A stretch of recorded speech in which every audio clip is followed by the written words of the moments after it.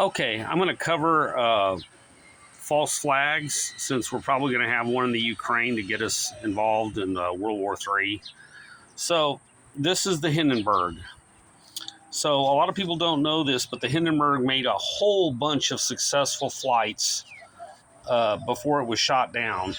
Now they'll tell you that it ran into mooring mast and caught fire, but I used to subscribe to this man's Intelligence Digest, and he made it to his 90s, and his last one he did was basically covering 9/11. His name was Hildenberg, and he covered a man named Mo Berg.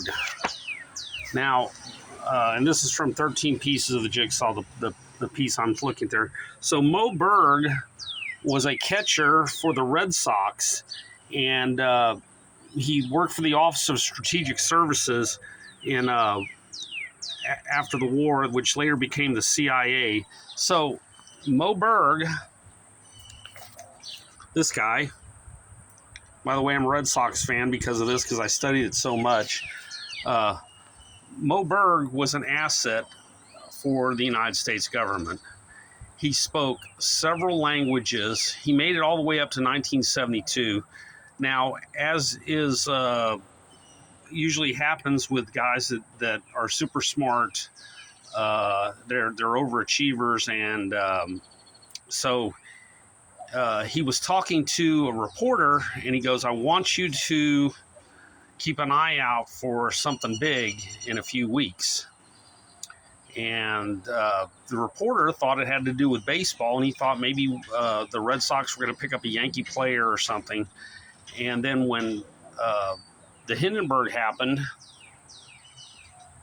he talked to him next week, and he goes, well, what are you talking about? And he goes, well, the Hindenburg thing.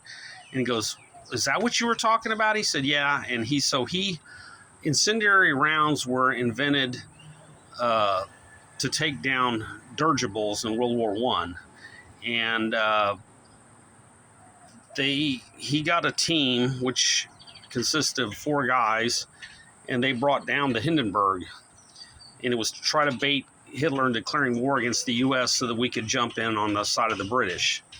Now, it didn't happen, and he was railing the fact against to the reporter, and he goes, well, that'll probably start a war. And the guy goes, well, yeah, we gotta get to war against that crazy guy, not realizing exactly what that he is the crazy guy trying to help, but he was acting under orders.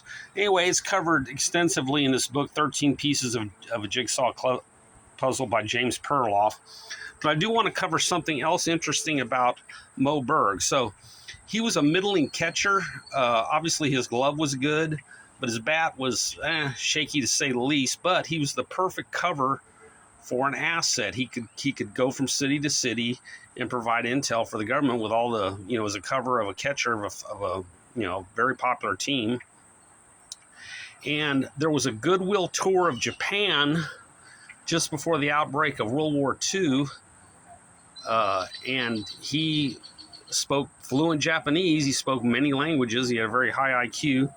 And so he was selected for the All-Star team, even though he probably wasn't the best catcher, but because he spoke Japanese. Well, the Japanese loved him because he spoke Japanese, and they took him everywhere. So they took him to the highest point, the highest building in Tokyo, and he filmed it.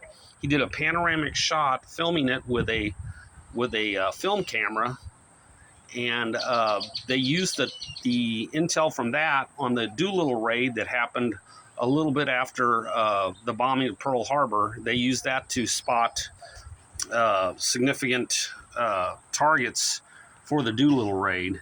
So anyway, Mo Berg and false flags, prepare. There's going to be one soon. Thank you. I'm out.